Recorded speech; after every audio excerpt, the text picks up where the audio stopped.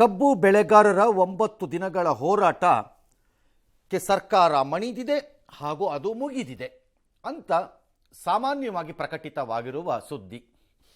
ಸರ್ಕಾರ ಒಂದು ರೀತಿಯಲ್ಲಿ ಮಣಿದಿರುವುದು ಉಂಟು, ಆದರೆ ಹೋರಾಟ ಎಲ್ಲ ಕಡೆಯಲ್ಲೂ ಮುಗಿದಿದೆಯಾ ನನಗೆ ಗೊತ್ತಿಲ್ಲ. ಇವತ್ತು ಬೆಳಿಗ್ಗೆಯಿಂದ ಸಕ್ಕರೆ ಕಾರ್ಖಾನೆಗಳ ಮಾಲೀಕರು ದೀರ್ಘಕಾಲದ ನಂತರ ಮುಖ್ಯಮಂತ್ರಿಗಳು ಒಂದು ಕಡೆ ಪಟ್ಟಾಗಿ ಕೂತ್ಕೊಂಡು ಬೆಳಗ್ಗೆಯಿಂದ ಸಂಜೆವರೆಗೆ ಸಭೆ ಮೇಲೆ ಸಭೆ ಮಾಡಿ ಹತ್ತ ಕಡೆ ಒಂದು ನಿರ್ಧಾರಕ್ಕೆ ಬಂದಿದ್ದಾರೆ. Good. Actually DCM I believe ran away, ಓಡೋಗ್ಬಿಟ್ರಂತೆ ಅವರು. ಬೇಸಿಕಲಿ DCMಗೆ ಪೇಷನ್ಸ್ ಇಲ್ಲ ಯಾವುದ್ರಲ್ಲೂ. ಮುಂದೆ ಅವ್ರು ಏನಾದ್ರು ಮುಖ್ಯಮಂತ್ರಿ ಆದರೆ ಹೆಂಗೆ ಹ್ಯಾಂಡಲ್ ಮಾಡ್ತಾರೋ ನಂಗೆ ಗೊತ್ತಿಲ್ಲ, ಆದರೆ ಒಪ್ಪಂದ ಇದ್ದರೆ ನಂಗೆ ಗೊತ್ತಿಲ್ಲ. Basically he doesn't have patience to sit and listen things. ಇನ್ನೊಂದು ಕಡೆ ಇದನ್ನು ಏನೋ ಚೀಫ್ ಮಿನಿಸ್ಟರ್ ಕೆಲಸ ಮಾಡಿದರೆ to that extent it's a good one. Because 6-7 ಗಂಟೆ ಒಬ್ಬ ಮುಖ್ಯಮಂತ್ರಿ ಕೂತ್ಕೊಂಡು ಎಟ್ ಎನಿ ಕಾಸ್ಟ್ ಇದನ್ನು ಇವತ್ತು ರಿಸಾಲ್ವ್ ಮಾಡ್ಕೋತಿದ್ದೆ. ಅದು ಒಪ್ಪೋದು ಬಿಡೋದು, ಆಮೇಲೆ ನಮ್ಗೆ ಅಬ್ಜೆಕ್ಷನ್ಸ್ ಇರುತ್ತೆ ಕೆಲವೆಲ್ಲ. ಬೇಕಾರೆ ರೈತ ಮುಖಂಡರು, ಕಾರ್ಖಾನೆ ಮಾಲೀಕರು, ಸಕ್ಕರೆ ಕಾರ್ಖಾನೆಗಳ ಮಾಲೀಕರು ಮತ್ತೆ ಅವರ ಜೊತೆ ಸಭೆ, ಮತ್ತೆ ಅಧಿಕಾರಿಗಳ ಜೊತೆ ಸಭೆ ಮಾಡಿ ಕೊನೆಗೂ ಆಳೆದು ಸುರಿದು ಒಂದು ನಿರ್ಧಾರಕ್ಕೆ ಬಂದು ಪ್ರತಿ ಟನ್ಗೆ 3,300 ರೂಪಾಯಿ ಘೋಷಣೆಯನ್ನು ಮಾಡಿದ್ದಾರೆ. ಅಂದರೆ ಅರ್ಥಾತ್ ಸಕ್ಕರೆ ಕಾರ್ಖಾನೆ ಮಾಲೀಕರಿಗೆ ಪ್ರತಿ ಟನ್ಗೆ 100 ರೂಪಾಯಿ ಕೊಡಬೇಕು ಅಂತ ಮನವೊಲಿಕೆ ಮಾಡಿದ್ರು. ಕಬ್ಬು ಮಾಲೀಕರಾದರೆ ಅದಕ್ಕೆ ಒಪ್ಪಿಲ್ಲ, ನಾವು 50 ರೂಪಾಯಿ ಕೊಡಲ್ಲ, 5 ರೂಪಾಯಿ ಕೊಡಲ್ಲ ಅಂತ. ಏನು ಮಾಡೋಕ್ಕಾಗಲ್ಲ, ಎಲ್ಲ ದೀರ್ಘಕಾಲದಿಂದ ಎಂಜಾಯ್ ಮಾಡ್ಕೊಂಡು ಬಂದುಬಿಟ್ಟಿದ್ದಾರೆ ಇದನ್ನೆಲ್ಲ ಅವರುಗಳು. ಯಾರು? ಕಬ್ಬು ಕಾರ್ಖಾನೆ ಮಾಲೀಕರುಗಳು. ಅದು ಮತ್ತು ಅದರಿಂದ ಉತ್ಪನ್ನವಾಗುವ ರಾಜಕೀಯ ಲಾಭಗಳು ಮಜಾ ಎಲ್ಲ ತೊಗೊಂಡ್ಬಿಟ್ಟಿದ್ದಾರೆ. ಹಂಗಾಗಿ ಅವ್ರು ಬಗ್ಗಲ್ಲ ಅಷ್ಟು ಸುಲಭವಾಗಿ. ಸ್ಟಿಲ್ ಒಪ್ಪಿಲ್ಲ. ಕೊನೆಗೆ ಚೀಫ್ ಮಿನಿಸ್ಟರ್ ಸ್ವಲ್ಪ ಲೈಟಾಗಿ ಧಮ್ಕಿ ಹಾಕ್ದಂಗಿದೆ, ಒಪ್ಪದೇ ಇದ್ದರೆ ಅನುಭವಿಸ್ತೀರಿ ಅಂತ. ಕರೆಕ್ಟಾಗಿ ಮಾಡಬೇಕು, ಅನುಭವಿಸ್ಬೇಕು ಅವ್ರಿಗೆ. ಇನ್ನು 50 ರೂಪಾಯಿನ ನಾವೇ ಕೊಡ್ತೀವಿ ಅಂತ ಸರ್ಕಾರ ಹೇಳಿದ್ದಾರೆ, 50 ರೂಪಾಯಿ ಅವ್ರು ಕೊಡ್ತಾರಂತೆ. ಹಂಗಾಗಿ 100 ಮಾಡಿ 3,300 ಕೊಡೋದು ಅಂತಾಯಿತು. ಮಾಲೀಕರ ಸಭೆಯಲ್ಲಿ ಮುರುಗೇಶ್ ನಿರಾಣಿ ರಾಗ ಎಳೆದಿದ್ದಾರಂತೆ. ಏಕೆ ರಾಗ? ಅವ್ರೇನು ಸಂಗೀತಗಾರರ? ನಾನು ಬಂದು ಮಾಡ್ಬಿಟ್ಟು ಮನೆಗೆ ಹೋಗ್ರಿ, ನಿಮ್ಮನ್ನು ಯಾವನ್ರಿ ನಡೆಸೋಂದಿದ್ದಾನೆ? ನಿಮ್ಮ ಕಾಲಿಗೆ ಬಿದ್ದಿದ್ದೀವ ಏನಾರು ಬಂದು ನಡೆಸೋ ಅಂತ? ನೀವು ಕಾಲಿಗೆ ಬಿದ್ದು ಮುಚ್ಕೊಂಡೋಗಿರೋಂಥ ಫ್ಯಾಕ್ಟ್ರಿಗಳದ್ದು ಕೊಂಡುಕೊಂಡಿರೋದು ಸರ್ಕಾರಕ್ಕೆ ಬಿದ್ದು ಕಾಲಿಗೆ ಬಿದ್ದು ಬೇಡವಾ? ಕೊಟ್ಟುಬಿಡಿ, ಮಾಡಿಬಿಡಿ, ಬಂದ್ ಮಾಡಿ. ಯಾವನ್ರಿ ಹೇಳಿದಾನೆ ನಿಮಗೆ? ಅವ್ರು ಯಾರು ಯೋಗ್ಯತೆ ಇಲ್ದಿರೋ ಒಬ್ಬ ಸರ್ಕಾರಿ ಕಾರ್ಖಾನೆ ಮಾಲೀಕ ಹೇಳ್ತಿದ್ರಂತೆ ಅಲ್ಲಿ ವರ್ಷಕ್ಕೆ 300 ಕೋಟಿ 400 ಕೋಟಿ ಲಾಸ್ ಮಾಡ್ಕೊತೀವಿ ಅಂತ. ನಿಮ್ಗೇನೋ ನಿಮಾನ್ಸಲ್ಲಿ ಚಿಕಿತ್ಸೆ ಕೊಡಿಸ್ಬೇಕಾ? ನಿಮ್ಮತ್ತು ದುಡ್ಡು ಇಲ್ದ್ರೆ ನಾನು ಕೊಡಿಸ್ತೀನಿ ರೈ. ಮಾನ ಮರ್ಯಾದೆ ನಾಚಿಕೆ ಇಲ್ವಾ ಮಾತಾಡೋರುಗಳಿಗೆ? ಯಾವನಾದರೂ ಯಾವ್ದಾದ್ರು ಬಿಸ್ನೆಸ್ಸಲ್ಲಿ 300 ಕೋಟಿ 400 ಕೋಟಿ ಮಾಡ್ಕೊಂಡು ಫ್ಯಾಕ್ಟ್ರಿ ನಡೆಸ್ತಾನ? ವರ್ಷ ಆದ್ಮೇಲೆ ವರ್ಷ ಯಾರಿಗೆ ಬಿಡ್ತೀರಿ ಇಂಥ ಬುರ್ಡೆಗಳನ್ನ? ನಡ್ಸಕ್ಕಾಗ್ದಿರೋ ಮಾಲೀಕರು ಬಾಗಿಲು ಮುಚ್ಚಿ ಮನೆಗೆ ಹೋಗಿ. ನಿಮ್ಮನ್ನು ಯಾವನ್ ನಡೆಸು ಅಂತ ಕೇಳಿರೋನು? ಬೇರೆ ಕಡೆಗೆ ಹಾಕೋತಾರೆ ರೈತರು. ಬರೀ ಬುರ್ಡೆ. ಇನ್ನು ಎಲ್ಲ ಬ್ಲ್ಯಾಕ್ ಮೇಲ್ಗಳು. ರಾಜ್ಯ ಸರ್ಕಾರಗಳ ಒಳಗಡೆ ಇರುವ ಮಂತ್ರಿಗಳು, ಅಧಿಕಾರಿಗಳು, ಸಂಬಂಧಿಕರು ಎಲ್ಲ ಅವರೇ. ಇನ್ನೇನು ಮಾಡ್ತಾರೆ? ಆಟ ಆಡದೆ. ಸರಿ, ಕೊಟ್ಟಿದ್ದಾರೆ. ನಾನಿನ್ನೂ ಸರ್ಕಾರ 50 ರೂಪಾಯಿ ಕೊಡ್ತೀವಿ ಅನ್ನೋದನ್ನು ಡಿಫೆಂಡ್ ಮಾಡಿದ್ದೀನಿ, ಒಪ್ಪಿಲ್ಲ. ಇನ್ನೂ ಹೇಳ್ತೀನಿ, ಬರ್ತೀನಿ ರೀ. ರಾಗ ಹೇಳಿದ್ರಂತೆ. ಕೊನೆಗೆ 100 ರೂಪಾಯಿ ಇದ್ದು ರೈತರು ಒಪ್ಪದ್ರಂತೆ. ಥ್ಯಾಂಕ್ ಯು ಬಿಟ್ಟು ಪಟಾಕಿ ಹೊಡೆದ್ಬಿಟ್ರು ಇವರು. ಅಲ್ಲೆಲ್ಲ ಒಂದು ಕಡೆ. ಇನ್ನೊಂದು ಕಡೆ ನಾವು ಒಪ್ಪಲ್ಲ ಅಂತ ಯಾರೋ ಅಂದಿದ್ದಾರಂತೆ. ಬೆಳಗಾವಿ ಹತ್ತರಿಗೆ ರೈತರು ಮಾತ್ರ 3,400 ರೂಪಾಯಿ ಬೇಕ್ರಿ ರೈ ಅಂತ ಅಂದಿದ್ದಾರಂತೆ. ಆಯಿತಾ? ಗುರ್ಲಾಪುರದ ಹತ್ತಿರ ಯಾರೋ ಇದ್ದವ್ರು ಪಟಾಕಿ ಹೊಡ್ಕೊಂಡ್ರು. ಇನ್ನೊಬ್ರು ನಮ್ಗೆ ಆಗಲ್ಲ ಅಂದಿದ್ದಾರೆ. ಅದೇ ರೀತಿಯಲ್ಲೆಲ್ಲ ವಿಜಾಪುರದವರು ನಮಗೂ ಆಗಲ್ಲ ಅಂತೇನೋ ಅಂದಿದ್ದಾರಂತೆ.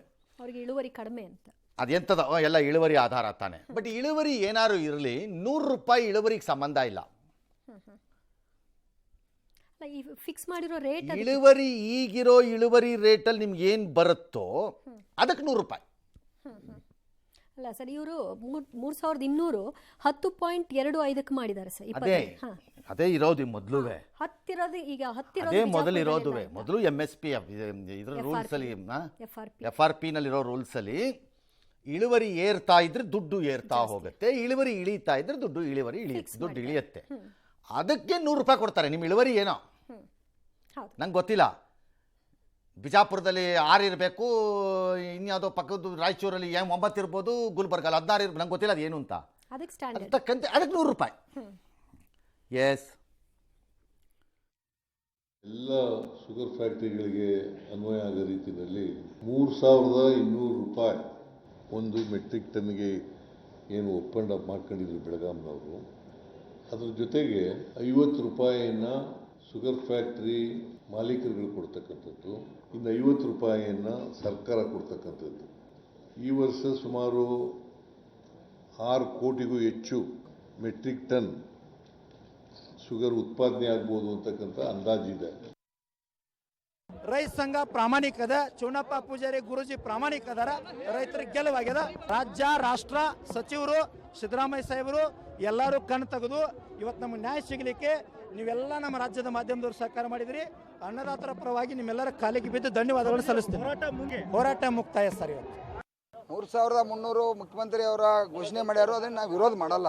ನಾಳೆ ಕೂಡ ನಾನು ಕಬ್ಬು ಬೆಳೆಗಾರರ ಜೊತೆ ಚರ್ಚೆ ಮಾಡ್ತಾ ಇದ್ದೀನಿ. ನಾನು ಹಲವಾರು ಈ 1,000 ಟನ್ 5,000 ಟನ್ ಬೆಳ್ತಕ್ಕಂಥ ಮುಖಂಡರಿದ್ದಾರೆ ಇದಕ್ಕೆ ಫೌಂಡೇಶನ್, ಯಾಕಂದ್ರೆ ಅವರು ತೀರ್ಮಾನ ಮಾಡಬೇಕಾಗಿದೆ. ಅವ್ರು ಆಮೇಲೆ ಅವ್ರು ಒಬ್ಬರೇ ಸರ್ಕಾರದಿರ್ತ. ಸೊ ಈಗ ಫಸ್ಟ್ ಹೇಳಿಬಿಡೋಣ ವಿಷಯ ಏನು ಅಂತ. ಸರ್ಕಾರ ತೀರ್ಮಾನ ಅಂತ 3,300 ರೂಪಾಯಿ ನಿಗದಿ, ಹಾಲಿ 3,200 ಇದೆ, ಹೆಚ್ಚುವರಿ 100. ಕಟಾವು ಸಾಗಾಣೆ ಹೊರತುಪಡಿಸಿ ಇದು ಜ್ಞಾಪಕ ಇಟ್ಕೊಳ್ಳಿ. ಅದಿದ್ದು ಸೇರಿಸಿ. ಹಾಂ, ಕಾರ್ಖಾನೆಗಳು 50 ರೂಪಾಯಿ ಹೆಚ್ಚಿಗೆ ಕೊಡೋಕೆ ಒಪ್ಪಿವಿ ಸರ್ಕಾರದಿಂದ 50 ರೂಪಾಯಿ ಕೊಡ್ತಾರಂತೆ. 11.25% ರಿಕವರಿ ಇದ್ದರೆ 3,300. ಆದರೆ ವಿಜಯಪುರದ ರೈತರು ಹೇಳ್ತಿದ್ದಾರೆ ಆಗಲ್ಲ ನಮಗೆ, ಯಾಕಂದರೆ ನಮ್ಮದು ರಿಕವರಿನೇ 10.25% ಇದೆ ಅಂತ. ನಾವು 3,200 ಇದೆ ಅಂತ. ಒಂದೇ ಕಂತಿನಲ್ಲಿ ಕಾರ್ಖಾನೆಗಳು 3,200 ರೂಪಾಯಿ ಕೊಡಬೇಕು, ಒಂದೇ ಕಂತಿನಲ್ಲಿ ಕೊಡಬೇಕು. ಕಳ್ಳಾಟ ಆಡೋಂಗಿಲ್ಲ. ಅರ್ಧ ಕಾರ್ಖಾನೆಗಳು ಕಳ್ಳಾಟ ಆಡೋ ಗಿರಾಕಿಗಳವು, ಕೊಡೋದೇ ಇಲ್ಲ. ಬರೀ ಬಾಕಿ ಇಟ್ಕೊಳ್ಳೋದು, ಆಟ ಆಡಿಸೋದು, ದಿಮಾಗ್ ತೋರಿಸೋದು, ಕೊಪ್ಪು ತೋರಿಸೋದು. ಅವ್ರು ಮಾತ್ರ ಹೊಸ ಕಾರಣ ತಗೊಳ್ಳೋದು, ಅದಕ್ಕೆ 300 ಕೋಟಿ ಲಾಸ್ ಇಲ್ವಂತವ್ರಿಗೆ. ಅವ್ರು ಮಾತ್ರ ಹೊಸ ಪ್ರಾಪರ್ಟಿ ತಗೋಬೋದು, ಅದಕ್ಕೆ ಮಾತ್ರ 300 ಕೋಟಿ ಲಾಸ್ ಇಲ್ವಂತವ್ರಿಗೆ. ರೈತರು ಕೊಡೋದ್ರಲ್ಲಿ ಉಳಿದ 50 ರೂಪಾಯಿನ 6 ತಿಂಗಳಲ್ಲಿ ಕೊಡಬೇಕು. ಇದು ಬೋಗಸ್ಸು, ಮೋಸ, ದಗಾಕೋರ್ತನದ ಮೊದಲ ಭಾಗ. ಇದು ಬರೆದಿಟ್ಕೊಳ್ಳಿ. ಯಾರ್ರೀ ಗ್ಯಾರಂಟಿ ಇದಕ್ಕೆ 50 ರೂಪಾಯಿ ಕೊಡ್ಸೋಕ್ಕೆ? ಯಾರಿಗೆ? ಇನ್ನೊಂದ್ಸರಿ ಹೋರಾಟ, ಇನ್ನೊಂದ್ಸರಿ ರಸ್ತೆಗೆ ಇಳಿಬೇಕು. ಏನು ಗ್ಯಾರಂಟಿ? ನನಗಿದು ಗ್ಯಾರಂಟಿನೇ ಇಲ್ಲ. ಯಾಕಂದರೆ ಹೋದ ವರ್ಷದ್ದೇ ಕಾಸು ಕೊಟ್ಟಿಲ್ಲ ಭಾಳ ಕಾರ್ಖಾನೆಗಳು. ಎಷ್ಟೋ ಕಡೆ ಬಾಕಿ ಬೇಕಾದ್ರೆ ತೋರಿಸ್ತೀನಿ ನಾನು. ನನಗೆ ಕಳ್ಸಕ್ಕೆ ಸ್ಟಾರ್ಟ್ ಮಾಡಿದ್ದಾರೆ ಭಾಳ ಜನ ವಿವರಗಳನ್ನು. ಹೋದ ವರ್ಷದ್ದೇ ಕೊಟ್ಟಿಲ್ಲ ಕೆಲವರೆಲ್ಲ. ಎಷ್ಟು ಉಳಿಸ್ಕೊಂಡಿದ್ದಾರೆ. ಡ್ರಾಮಾ ಮಾಡ್ಕೊಂಡು ಸಕ್ಕರೆ ವ್ಯಾಪಾರದ ಕೊಡ್ತೀನಿ ಅಂತಾರಂತೆ. ಕೇಳಿದ್ರೆ ತಗೊಂಡಿದ್ದಕ್ಕೆ ವ್ಯಾಪಾರ ಅಲ್ಲ, ಇಡೀ ರಾಜ್ಯಕ್ಕೆ ಜಾರಿ ಇದನ್ವಯ ಆಗತ್ತೆ. Okay, yes sir. ಇಡೀ ಇವತ್ತಿನ ಸಭೆಯಲ್ಲಿ ರೈತರ ಸಮಸ್ಯೆಗಿಂತ ಹೆಚ್ಚಾಗಿ ಕಾರ್ಖಾನೆ ಮಾಲೀಕರ ಸಮಸ್ಯೆನೇ ಹೈಲೈಟ್ ಆಗಿದ್ದು. ಹೌದು, ಕರೆಕ್ಟು. ಅವರೇ ತಾನೇ ರಾಜ್ಯವನ್ನು ಆಳೋರೆಲ್ಲ. ಸಕ್ಕರೆ ಮತ್ತು ರಾಜಕಾರಣ ಎರಡೂ ಒಂದಕ್ಕೊಂದಕ್ಕೆ ಸೇರಿರುವಂಥದ್ದು. ಸಕ್ಕರೆ ರಾಜಕಾರಣ ಇದೆಲ್ಲ ಶುಗರ್ ಲಾಬಿ. ಇದು ಅಲ್ಲಿರೋ ಅರ್ಧ ಜನದ್ದು ಶುಗರ್ ಲಾಬಿಗಳವು. ಅದಕ್ಕೆ ಇವ್ರದ್ದು ಆಟಗಳು ನಡೆಯುತ್ತೆ. ಈ ಸರಿ ಸ್ವಲ್ಪ ನಡೆಯೋದು ಕಷ್ಟ ಆಗಿರ್ಬೋದು, ನಡೆದಿಲ್ಲ. BJP ಇವ್ರು ಇಷ್ಟೆಲ್ಲ ಮಾತಾಡ್ತಿದಾರಲ್ಲ ಇನ್ನೂ. ಬೊಮ್ಮಾಯಿ ಇದ್ದಾಗ ಏನು ಮಾಡಿದ್ರಿ? 150 ರೂಪಾಯೋ 100 ರೂಪಾಯೋ ರೈಸ್ ಮಾಡಿಬಿಟ್ಟು ಕಾರ್ಖಾನೆ ಮೇಲೆ ಎತ್ತಾಕ್ಬಿಟ್ರಿ. ಅನೌನ್ಸ್ ಮಾಡಿಬಿಟ್ಟು ಕೈ ತೊಳ್ಕೊಂಡು ಹೋಗ್ಬಿಟ್ರಿ. ಸನ್ಮಾನ್ಯ ಮಹಾನ್ ಮುಖ್ಯಮಂತ್ರಿಗಳು ಅವತ್ತಿನ ದಿನ ಅವ್ರು ಕೋರ್ಟ್ಗೆ ಹೋದ್ರು, ತಡ್ಕೊಂಡ್ರು ಅದನ್ನು. ಏನು ಲಾಭ ಆಯಿತು? ಪ್ರಯೋಜನನೇ ಬರಲಿಲ್ಲ. ಈಗಲೂ ನಾನು I want to ask something. ಯಾಕೆ ರಾಜ್ಯ ಸರ್ಕಾರ 50 ರೂಪಾಯಿ ಕೊಡ್ತಾ ಇದ್ದೀರಿ? ಕಾರ್ಖಾನೆಯವ್ರು ಕೊಡಬೇಕು. ಕಾರ್ಖಾನೆಯವ್ನು ಕೊಡದೇ ಇದ್ದರೆ ಅವನಿಂದ ಪವರ್ ತೊಗೊಳ್ಳೋದನ್ನು ಕಟ್ ಮಾಡಿ ಹೇಳ್ತೀನಿ. ಅವನಿಂದ ಪವರ್ ತೊಗೊಳ್ಳೋದನ್ನ ಅದು ಹೆಂಗೆ ನಡೆಸ್ತಾರೆ ನೋಡೋಣ. ಫ್ಯಾಕ್ಟ್ರಿನ ಅದೆಷ್ಟು ದಿನ ಬಾಗ್ಲಾಗ್ತಾರೆ ಅಂತ ನೋಡಬಿಡೋಣ. ಬೇರೆ ಫ್ಯಾಕ್ಟ್ರಿಗಳಿಗೆ ಅಲೋಕೇಟ್ ಮಾಡಿ ಇದನ್ನು ಕಬ್ಬನ್ನು. ಏನಕ್ಕದು 50 ರೂಪಾಯಿ ನೀವು ಕೊಡ್ತಾ ಇರೋದು? ಸೊ ರೈತರಿಗೆ ಕೊಡ್ತಾ ಇದ್ದೀವಿ. ಕಾರ್ಖಾನೆಯವನು ಕೊಡಬೇಕಾದ, ರೈತರು ಮತ್ತು ಕಾರ್ಖಾನೆ ಮಧ್ಯೆ ನಡೆಯಬೇಕಾದ ವ್ಯವಹಾರ ಇದು. ಟೆಕ್ನಿಕಲಿ, ತಾಂತ್ರಿಕವಾಗಿ ರೈತರು ಮತ್ತು ಕಾರ್ಖಾನೆ ಮಧ್ಯೆ ನಡೆಯಬೇಕಾದ ವ್ಯವಹಾರ ಇದು. ಅದಕ್ಕೊಂದು ಬೆಲೆ ನಿಗದಿ. ಬೆಲೆ ನಿಗದಿ ಆದಾಗ ಬೆಲೆ ನಿಗದಿಯನ್ನು ಒಪ್ಪದ ಮೇಲೆ ಅವನು ಕೊಡಬೇಕಲ್ಲ. ನೀವು ಯಾಕೆ ಕೊಡ್ತೀರಿ? ಫಾರ್ ಎಕ್ಸಾಂಪಲ್, ಸರ್ಕಾರದ ಒಂದು FRP ಬೆಲೆ ನಿರ್ಧಾರದಿಂದ ಉದ್ಭವವಾಗಿರುವ ಸಮಸ್ಯೆ, ಅದಕ್ಕೆ ಪರಿಹಾರ ಸರ್ಕಾರ ಕೊಡ್ತಾ ಇದೆ 50 ರೂಪಾಯಿ ರೂಪದಲ್ಲಿ. ಸರ್ಕಾರದ ನಿರ್ಧಾರ, ಕೇಂದ್ರನೋ ರಾಜ್ಯನೋ. ಓಕೆ, ಈಗ ಈ ಕಡೆಗೆ ಬನ್ನಿ, ಎಡಗಡೆಯಿಂದ ಬಲಗಡೆಗೆ ಬನ್ನಿ. ಹೆಣ್ಣು ಮಕ್ಕಳಿಗೆ ಬಸ್ಸಲ್ಲಿ ಪುಕ್ಕಟ್ಟೆ ಓಡಾಡಿಸಲು ಜಾಗ ಕೊಟ್ಟಿದ್ದೀವಿ ಅಂತ ಸರ್ಕಾರದವ್ರು ನಿರ್ಧಾರ ಮಾಡಿದ್ರಿ. ಕರೆಕ್ಟ್? ಸರ್ಕಾರದ ನಿರ್ಧಾರ. ವೋಟ್ ತಗೊಂಡು ಅಧಿಕಾರ ಹಿಡಿಯಕ್ಕೆ ಮಾಡಿದ್ದಂತ ನಿಮ್ಮದು ಪಕ್ಷದ ನಿರ್ಧಾರ, ಸರ್ಕಾರದ ನಿರ್ಧಾರ ಆಯ್ತದು. ಇದರಿಂದ ಖಾಸಗಿ ಬಸ್ಗಳು ಲಾಸ್ಗೆ ಹೋದ್ರು. ಅವ್ರಿಗೆ ಯಾಕೆ ಕೊಡಲಿಲ್ಲ ಪರಿಹಾರ? ಅವ್ರಿಗೆ ಯಾಕೆ ಕೊಡಲ್ಲ ಪರಿಹಾರ? ನಿಮ್ಮ ನಿರ್ಧಾರದಿಂದ ತಾನೇ ಅವ್ರಿಗೆ ಲಾಸ್ ಆಗಿರೋದು. ಅವರು ಪರಿಹಾರಕ್ಕಾಗಿದ್ರೆ FRP ತಪ್ಪು ನಿರ್ಧಾರದಿಂದ ತಾನೇ ಇಲ್ಲಿ ಪ್ರಾಬ್ಲಮ್ ಬಂದಿದ್ದು. ಹಾಗಾದ್ರೆ ಅಲ್ಲೇ ಸಾಲ್ವ್ ಮಾಡಬೇಕಾಗಿತ್ತಲ್ಲ ಅದನ್ನ. ನೀವು 50 ರೂಪಾಯಿ ಸಪೋರ್ಟ್ ಕೊಡಿದ್ರೆ ಇಲ್ಲಿ ಯಾಕೆ ಕೊಡಲಿಲ್ಲ ಖಾಸಗಿ ಬಸ್ ಮಾಲೀಕರಿಗೆ? ಹಂಗಾರೆ ಓಕೆ, ಬಿಟ್ಬಿಡೋಣ. ರೈತರು ದುಡ್ಡು ಕೇಳ್ತಾರೆ ಅಂತ ನಂದಿನಿ ಹಾಲಿನ ಬೆಲೆ ಏರಿಸ್ತಾ ಹೋಗ್ತೀರಿ. ಇನ್ಕ್ಲೂಡಿಂಗ್ ತುಪ್ಪ, ದಿ ಗನಂದಾರಿ ಬಹುಮೂಲ ಅಧ್ಯಕ್ಷನೂ ಸೇರಿ, ಅವರು ಸೇರಿದಂತೆ ಏರಿಸ್ತಾ ಹೋಗ್ತೀರಿ. ಯಾತಕ್ಕೆ? ರೈತರು ಕೇಳ್ತಿದ್ದಾರೆ. ಲಾಸಲ್ಲಿ ನಡೆಯುತ್ತೆ, ಗ್ರಾಹಕರಿಗೆ ಲಾಸ್ ಆಯ್ತಲ್ಲ. ಈಗ ಕೈಯಿಂದ ಕೊಡ್ಬೇಕಲ್ಲ. ಹೋಟೆಲ್ನಲ್ಲಿ ಹೋಟೆಲ್ ಮಾಲೀಕರು ಗ್ರಾಹಕರ ಮೇಲೆ ತಾಕ್ತಾ ಇದ್ದಾರಲ್ಲ ಅದನ್ನ. ಹಂಗೆ ಗ್ರಾಹಕರಿಗೆ ಅನ್ಯಾಯ ಆಗಬಾರದು ಅಂತ ಹೋಟೆಲ್ ಮಾಲೀಕರಿಗೆ ಯಾಕೆ ನೀವು ಸಬ್ಸಿಡಿ ಕೊಡಲ್ಲ? ನಿಮ್ಮ ನಿರ್ಧಾರದಿಂದ ತಾನೇ ಅದು. ಎಲ್ಲ ಖಾಸಗಿಯವ್ರಿಗೂ ಯಾಕದು? ಇದೊಂದಕ್ಕೆ ಯಾಕದು ಅಂದರೆ, ಯಾರು ಆರ್ಗನೈಸ್ ಆಗಿ ಕಪಾಳ ಕೊಡಿತೀರಿ ಮಕ ನೋಡ್ದಂಗೆ ಸಿಕ್ಕಿದ್ರಲ್ಲಿ ಅವ್ರಿಗೆ ಬಗ್ತಾರೆ ಈ ಸರ್ಕಾರಗಳು. ಯಾರು ಆರ್ಗನೈಸ್ ಆಗಲ್ಲ ಅವ್ರಿಗೆ ಬಗ್ಗಲ್ಲ. ಈ ಸರ್ಕಾರಕ್ಕೆ ತಾಕತ್ತು ಅನ್ನೋದಿದ್ರೆ ಬಾಯಿ ಮುಚ್ಕೊಂಡು ಕೊಡಾಯ ಅನ್ಬೇಕು. ಯಾರಿಗೆ? ಮಾಲೀಕನಿಗೆ. ಕೊಡದಿದ್ರೆ ಬಾಗ್ಲ ಹಾಕೊಂಡು ಮನೆಗೆ ಹೋಗು ಅನ್ಬೇಕು. ಈ ರೀತಿ ಸಬ್ಸಿಡಿ ಏನು ಬುರುಡೆ ರೀ ಅವನು, ಯಾರು ಆಗಲಿ ಅವನು ಬುರುಡೆಯಿಂದ ನಂಬರ್ 1 ಬುರುಡೆ ಅವನು. 300 ಕೋಟಿ ವರ್ಷ ಕ್ಲಾಸ್ ಮಾಡಿದೆ. ಆಹಾ ಏನು ತಿಂತಾ ಇದ್ದೀವಿ ನಾವು ಅಂದ್ಕೊಂಡಿದ್ದೀಯಪ್ಪ ನೀವು? ಅಂದ್ಕೊಂಡಿದ್ದೀರಿ ನೀವು? ನಮ್ಮ ಬ್ರೈನ್ ವರ್ಕ್ ಮಾಡೋದಕ್ಕೆ ಏನು ತಿಂತಾ ಇದ್ದೀವಿ ಅಂದ್ಕೊಂಡಿದ್ದೀರಿ? ಅನ್ನ ತಿಂತೀವಿ, ಬೇರೆಯವ್ರ ಥರ ಹೇಸಿಗೆ ತಿನ್ನಲ್ಲ. ನಮ್ಮ ಬ್ರೈನ್ ಚೆನ್ನಾಗಿ ಕೆಲಸ ಮಾಡುತ್ತೆ ಯೋಗ್ಯತೆಗಳಿಗೆ. ಎಸ್, ಜೀನಿ ಸ್ಲಿಮ್ ರೆಫರ್ ಮಾಡ್ಬೇಕಾದ್ರೆ ಕಾರಣ ಏನಂದ್ರೆ, ವೇಟ್ ಲಾಸ್ ಸಲುವಾಗಿ ನನ್ ಬಾಳ ಜನ ಕೇಳಿದ್ರು. ಫಸ್ಟ್ ನಾನ್ ತಗೊಂಡು ನನಗೆ ರಿಸಲ್ಟ್ ಬಂದ್ಮೇಲೆ ಆಮೇಲೆ ನಾನು ಜೀನಿ ಸ್ಲಿಮ್ ಇನ್ನೊಬ್ಬರಿಗೆ ಪ್ರಿಪೇರ್ ಮಾಡಿದ್ದೆ. ಸುಸ್ತಾಗೋದು ಕಡಿಮೆ ಆಯ್ತು, ವೀಕ್ನೆಸ್ ಅದು ಏನೂ ಇಲ್ಲ, ಪೂರಾ ಹೆಲ್ದಿ ಅದೇನಿ. ವೇಟ್ ಜಾಸ್ತಿ ಇರೋರಲ್ಲಿ ಏನೇ ಡೌಟ್ ಇಲ್ಲದೆ 100% ಬಳಸಬಹುದು. ಪ್ರತಿದಿನ ನಮ್ಮ ಜೀನಿ ಸ್ಲಿಮ್ ನ ಯೂಸ್ ಮಾಡಿ ಯಾವುದೇ ಸೈಡ್ ಎಫೆಕ್ಟ್ ಇಲ್ದಂಗೆ ನೀವು ಸಣ್ಣ ಆಗ್ತೀರಾ.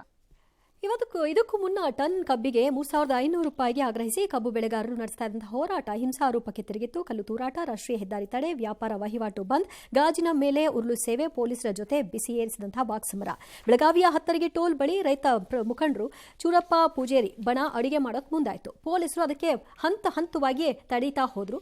ಆಗ ಆಕ್ರೋಶದ ಕಟ್ಟೆ ಹೊಡಿತು, ಕಲ್ಲು ತೂರಾಟವನ್ನು ನಡೆಸಿದ್ರು. ಈ ಸಂದರ್ಭದಲ್ಲಿ 5 ಪೊಲೀಸ್ ಪೇದೆಗಳಿಗೆ ಗಾಯ ಆಯಿತು ಅಂತ ಎಸ್ಪಿ ಗುಳೇದವರು ಮಾಹಿತಿಯನ್ನು ಹಂಚಿಕೊಂಡ್ರು. ಆನಂತರ ಅವರಿಗೆ ಚಿಕಿತ್ಸೆಯನ್ನು ಕೂಡ ಕೊಡಿಸಲಾಯಿತು.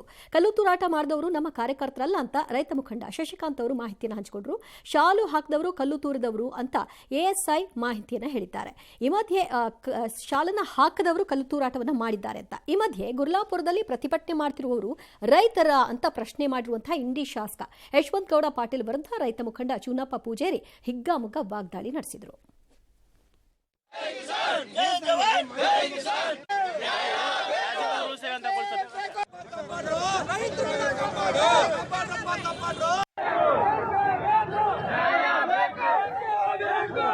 ಕಿವಿಗೆ ಟಚ್ ಆಗಬೇಕು, ಕಿವಿಗೆ ಟಚ್ ಆಗಬೇಕು, ಕೈಗಳು ಸೀದಾ ಇರಲಿ. ಅಪಾರ್ಥ ಮಾಡಿಕೊಂಡು ನಮ್ಮ ರೈತ ಬಾಂಧವರು ರಸ್ತೆ ಮೇಲೆ ಪೊಲೀಸರ ಮೇಲೆ ಕಲ್ತೂರಾಟ ನಡೆಸಿದ್ರು.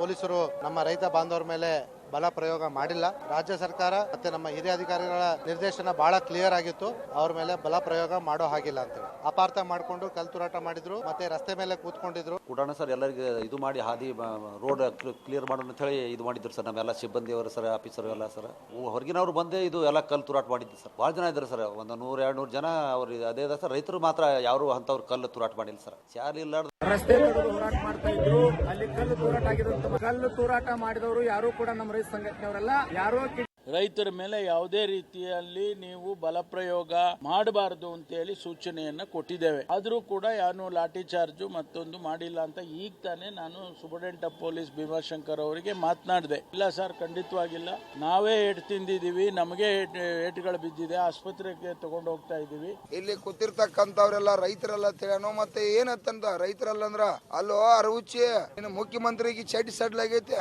ಇನ್ನೇ ನಿನ್ನ ಚಡ್ಡಿ ಸಡ್ಲಾಗಿಲ್ಲ ಏನ ಅರುಚಿ ಏನೇನ್ ಶಾನೆ ಆಯ್ತು ತಲಿಯೋದು ಬರೋಬರಿ ಐತಲ್ಲ ನಿಂದ. ಇಂಥ ಪರಿಸ್ಥಿತಿಗಳ ಲಾಭ ಪಡ್ಕೊಳ್ಳೋಕೆ ಕೆಲವರು ಇದ್ದೇ ಇರ್ತಾರಲ್ಲ ಸರ್. ಇರುತ್ತಾರೆ, ಅದನ್ನು ನಿಭಾಯಿಸಿದ್ದಾರೆ ಅನ್ಸುತ್ತೆ, ಮುಂದಕ್ಕೆ ಹೋಗಿಲ್ಲ ಅದು. ಬಟ್ ಈಗ ಕೆಲವರು ಒಪ್ಪಿದ್ದಾರೆ, ಕೆಲವರು ಒಪ್ಪಿಲ್ಲ, ಡ್ಯಾಶ್ ಏನೇನೋ ಆದಂಗಿದೆ ಇದು. ಬಟ್ ಒಂದಂತೂ ನಿಜ, ಅಲ್ಟಿಮೇಟ್ಲಿ ಯಾವುದೋ ಒಂದು ಫಿಗರ್ಗೆ ಬರಬೇಕು ರೈತರು.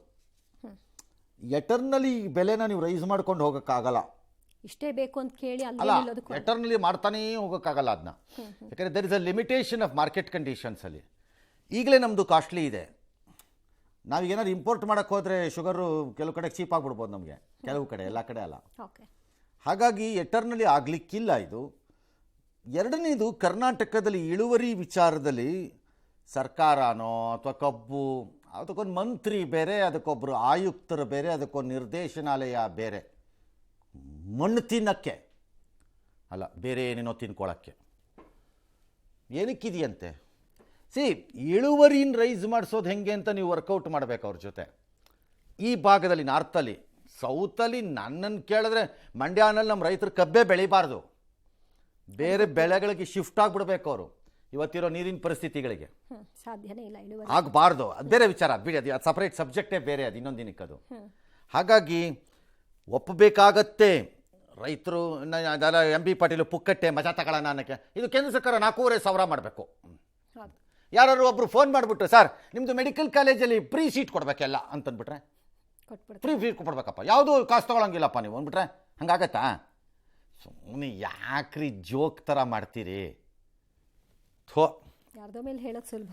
ಎಸ್, ಬೆಳಗಾವಿ ಅಲ್ಲದೆ ರಾಯಚೂರು, ಇದು ಇನ್ನೂ ಬೇರೆ ಬೇರೆ ಎಲ್ಲೆಲ್ಲೋ ನಡೆದಿದೆ. ಈಗ ಬಾಗಲಕೋಟೆನಲ್ಲಿ ರಾಯಚೂರು ಬೆಳಗಾವಿ ಹೆದ್ದಾರಿನಲ್ಲಿ ಕಲ್ಲಿಟ್ಕೊಂಡು ಮಾಡಿದ್ದಾರೆ. ಗದನಗೇರಿ ಕ್ರಾಸ್ ಎಲ್ಲ ಬಂದ್ ಮಾಡಿದ್ರಂತೆ. ಹುಬ್ಬಳ್ಳಿ ಸೊಳಾಪುರ ರಾಷ್ಟ್ರೀಯ ಹೆದ್ದಾರಿ ಬಂದ್ ಮಾಡಿ ಆಕ್ರೋಶ ತೋರಿಸಿದ್ದಾರೆ. ಮುಧೋಳ ತಾಲೂಕಿನ ಲೋಕಾಪುರ ಪಟ್ಟಣದ ವ್ಯಾಪಾರಿಗಳು ಬಂದ್ ಮಾಡಿದ್ದಾರೆ. ಈ ಥರ ಭಾಳ ಕಡೆ ಇವತ್ತು ಬಂದ್ ನಡೆದಿದೆ, ಬಂದು ಸಪೋರ್ಟು ಎಲ್ಲ ನಡೆದಿದೆ. Chamarajanagar, Vijayapura dash dash dash ಎಲ್ಲ ಕೆಲವು ಕಡೆ ಪ್ರೊಟೆಸ್ಟ್ ಮಾಡೋಕ್ಕೆ ರಸ್ತೆ ಮಧ್ಯೆ ಕೂರಕ್ಕೆ ಹೋದಾಗ ಪೊಲೀಸ್ನವ್ರನ್ನ ತಡೆಯೋಕೆ ಹೋಗಿರೋದು, ಬಿಡೋದು, ಬಿಡದೇ ಇರೋದು, ಇವ್ರು ಅದೇನು ಮಾಡ್ತೀರಾ ಮಾಡ್ಕೋಗಿ ಅಂತ ಕೂತ್ಕೊಂಡ್ಬಿಡೋದು ಎಲ್ಲ ಎಂದಿನಂತೆ ನಡೆದಿದೆ. ಒಂದಿಷ್ಟು ಜಾಮು ಗೀಮು ಎಲ್ಲ ಆಗಿದೆ, ಟ್ರಾಫಿಕ್ ಹೋಗಿ. ರೈತರು ಕೇಳ್ತಾ ಇರುವಂತಹ ಬೆಲೆ ಏನಿದೇನೋ ಕೈಗೆ ಎಟುಕದೇ ಇರುವಂತಹ ಬೆಲೆ ಏನಲ್ಲ. ಸ್ವಲ್ಪ ಔದಾರತೆಯನ್ನು ತೋರಿದ್ರೆ ಖಂಡಿತವಾಗಲೂ ಇದನ್ನು ವ್ಯವಸ್ಥೆ ಮಾಡಲಿಕ್ಕೆ ಸಾಧ್ಯ ಇದೆ ಅನ್ನುವಂತಹದ್ದನ್ನ ಇಲ್ಲಿ ಹೇಳೋದ್ರ ಜೊತೆಗೆ, ಒಂದು ವೇಳೆ ರೈತರಿಗೆ ನಿಜವಾದ ನ್ಯಾಯವನ್ನ ಒದಗಿಸಬೇಕು ಅಂತ ತೀರ್ಮಾನ ಮಾಡಿದ್ದಾದ್ರ ಈ 3,500 ಖಂಡಿತವಾಗಲೂ ಭಾರ ಆಗೋದಿಲ್ಲ, ಕೊಡಬೇಕು. ರಾತ್ರಿ ನಿನ್ನೆ ಲೇಟಾಗಿ ಮಾಹಿತಿ ಬಂತು ಸಭೆ ಬನ್ನಿ ಅಂತ. ಅದೇ ನಾನು ಇಲ್ಲಿ ಬಂದಿರತಕ್ಕಂಥ ಕಾರಣದಿಂದ ನನಗೆ ಅಲ್ಲಿ ಹೋಗ್ಲಿಕ್ಕೆ ಆಗಲಿಲ್ಲ. ಬೆಳಗಾವಿ ಮತ್ತು ಬಾಗಲಕೋಟೆ ಜಿಲ್ಲೆ ಕರ್ನಾಟಕದಲ್ಲಿ ಹೆಚ್ಚು ಕಬ್ಬು ಬೆಳೆಯುವಂಥ ಜಿಲ್ಲೆ. ಬಟ್ ಅಲ್ಲಿ ಇರ್ತಕ್ಕಂಥ ಸಕ್ಕರೆ ಕಾರ್ಖಾನೆ ಮಾಲೀಕರು, ಮಂತ್ರಿಗಳು, MLAಗಳು ಇರೋದ್ರಿಂದ ಸಮಸ್ಯೆಗಳು ಆಗ್ತಾ ಇದೆ. ಮುಖ್ಯಮಂತ್ರಿಗಳು ಎಲ್ಲವನ್ನ ಗಂಭೀರವಾಗಿ ಪರಿಗಣಿಸಿ ಏನು ಸಿದ್ದರಾಮಯ್ಯ ಸರ್ಕಾರ, ನೀವು ಬಂಡವಾಳಶಾಹಿಗಳ ಪರವಾಗಲ್ಲ ನಿಲ್ಲಬೇಕಾದ್ದು, ನೀವು ನಿಲ್ಲಬೇಕಾದ್ದು ಈ ನಾಡಿನ ರೈತರ ಪರವಾಗಿ. ಆಗಲಿ, ಸಂತೋಷ. ಶ್ರೀಶೈಲ ಗುರುಗಳು ಹೇಳಿದ್ರು ಕರೆಕ್ಟು, 3,500 ರೂಪಾಯಿ. ಮಾಲೀಕರು ಅವ್ರನ್ನ ಒಪ್ಪಿಸ್ಬೇಕಲ್ಲ, ಒಂದು ಕಡೆ ಒಪ್ಪಿಸ್ಬೇಕು, ಇನ್ನೊಂದು ಕಡೆ ನೀವು 50 ರೂಪಾಯಿನ ಕೊಡೋದೇ ಆದರೆ ಸರ್ಕಾರ. ಅದರ್ವೈಸ್ ನೋಡಿ, ನಾನು ಈಗಲೇ ಹೇಳಿದ್ದೀನಿ, ಟ್ಯಾಕ್ಸ್ ಪೇಯರ್ಗಳದ್ದು ದುಡ್ಡನ್ನು ಬಾಯಿಗೆ ಬಂದಾಗ ನೀವು ಎಲ್ಲೆಲ್ಲೋ ನಿಮ್ಮ ಅನುಕೂಲಕ್ಕೆ ಕೊಡ್ತೀವಿ ಅಂತ ನೀನು ಮುಂದೆ ಮಾಡೋಕ್ಕೆ ಬರಲ್ಲ. ಅದನ್ನು ಚಾಲೆಂಜ್ ಮಾಡ್ತಾನೆ ಹೋಗಬೇಕು ಜನ. ಅದನ್ನು ನೀವು 50 ರೂಪಾಯಿ ಕೊಡ್ತಿದ್ರೆ ಕೊಡಲಿ, ಅದು ಒಳ್ಳೆಯದು, ಸಂತೋಷ. ಬಟ್ 50 ರೂಪಾಯಿನ ಕೊಟ್ಟು ಮಾಲೀಕರನ್ನ ಬಚಾವ್ ಮಾಡೋದಾದರೆ, ಆ ಮಾಲೀಕರ ಒಡೆತನದಲ್ಲಿರುವ ಕಾರ್ಖಾನೆಗಳಲ್ಲಿ ರಾಜ್ಯ ಸರ್ಕಾರ ಶೇರ್ಗಳನ್ನು ಪಡ್ಕೋಬೇಕು. ಪುಕ್ಕಟ್ಟೆ ಕೊಡಬಾರ್ದು. ಯಾಕ್ರಿ ಕೊಡಬೇಕು ಪುಕ್ಕಟ್ಟೆ? ಅವ್ರನ್ನ ಉಳಿಸೋಕ್ಕೆ ಬಾಗ್ಲಾಕೊಂಡು ಹೋಗು, ನೀ ನೋಡೋಣ ಅದು ಯಾರ್ಯಾರು ಬಾಗ್ಲಾಗ್ತಾರೆ ಅಂತ ನೋಡಬಿಡೋಣ. ಬ್ಲ್ಯಾಕ್ ಮೇಲ್ ಮಾಡೋದಷ್ಟೇ. 50 ರೂಪಾಯಿ ವ್ಯಾಲ್ಯೂಡ್ದು ಶೇರನ್ನು ಕಿತ್ಕೋಬೇಕು ರಾಜ್ಯ ಸರ್ಕಾರ, ನಿನ್ನ ಉಳಿಸೋಕೆ ಕೊಟ್ಟಿರೋದು ನಾನು ಅಂತ. ಈ ಡೊನಾಲ್ಡ್ ಟ್ರಂಪ್ ಮಾಡ್ದಂಗೆ ದೊಡ್ಡ ದೊಡ್ಡ ಆ್ಯಪಲ್ಲು ಎಂತೆಂಥ ಕಂಪ್ನಿಗಳಲ್ಲಿ ಗೌರ್ಮೆಂಟ್, ಫೆಡರಲ್ ಗೌರ್ಮೆಂಟ್ ಫಂಡ್ ಕೊಡುತ್ತಲ್ಲ, ಆ ಫಂಡ್ಗೆ ಈಕ್ವಲೆಂಟ್ ಇದು ಇನ್ವೆಸ್ಟ್ಮೆಂಟ್ ಕಿತ್ಕೊಂಡಿದ್ದಾರೆ ಈಗ. ಹಾಂ, ಇಡು ಈ ಕಡೆಗೆ ಅಂತ. ಹಂಗೆ ಕಿತ್ಕೋಬೇಕು ಇವ್ರ ಹತ್ರ. ಲಾಭ ಮಾತ್ರ ಬೇಕು. ಹಾಂ, ಅದೇ ಹೇಳಿದ್ನಲ್ಲ, ಅದು ಮಾತ್ರ ಬೇಕು. ಕಷ್ಟ, ತುಂಬ ಕಷ್ಟ. 300 ಕೋಟಿ ಸಾಲ ಅಂತ. ಆಹಾ, ಏನು ಪ್ಯಾಪ ಅಂತ ಚಿಪ್ತಾ ಇದ್ದೀವಿ ಇಲ್ಲಿ ನಾವು ಬೆರಳನ್ನು.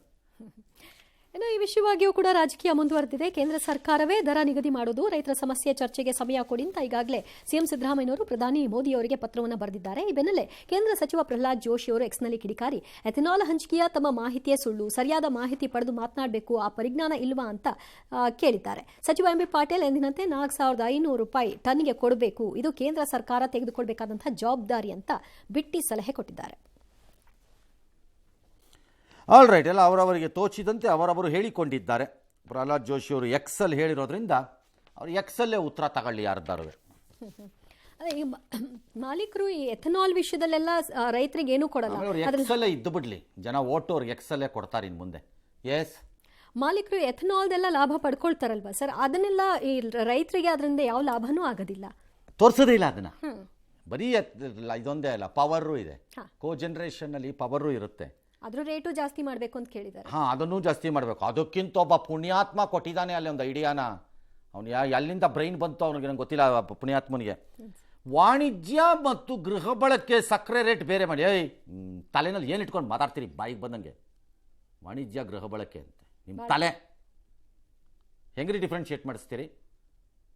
ನಾಳೆ ಎಲ್ಲದಕ್ಕೂ ಇದನ್ನೇ ತರ್ಬೋದಾ? ವಾಣಿಜ್ಯ ಮತ್ತು ಗೃಹ ಬಳಕೆಗೆ ಹೆಂಗಾಗತ್ತೆ? ಹೌ ಮತ್ತೆ ಭಾಳ ಕೆಟ್ಟ ಮಾರ್ಕೆಟ್ಗಳಿಗೆ ಜಾಗ ಮಾಡ್ಕೊಡಕ್ಕದನ್ನು. ಭಾಳ ವರ್ಷ ಆಯ್ತಂತೆ ಪ್ರೈಸ್ ಇನ್ಕ್ರೀಸ್ ಮಾಡಿಲ್ವಂತೆ ಸಕ್ಕರೆ. ಅದನ್ನು ನಮಗೆ ಗೊತ್ತಿಲ್ಲ, ಅದನ್ನು ಅಲ್ಲಿ ಕೇಳಿ. ನಮ್ಮ ಹತ್ರ ಏನು ಬಂದು ಕೇಳ್ತೀರಿ? ಮೊದಲೆಲ್ಲ ಬೇರೆ ಬೇರೆ ಉಪ ಉತ್ಪನ್ನಗಳದ್ದು ಇರಲಿಲ್ಲ ಲಾಭ. ಈಗ ಉಪ ಉತ್ಪನ್ನಗಳದ್ದು ಲಾಭ ಯಾರದ್ದಿದೆ? ಹೇಳ್ತಿದ್ದೀವಲ್ಲ, ನಿಂಗೆ ನಡ್ಸಕ್ಕಾಗ್ದಿರ ಬಾಗ್ಲ ಹಾಕುಂದ್ರು ಹಾಕಲ್ಲ ಅಂತೀಯಾ?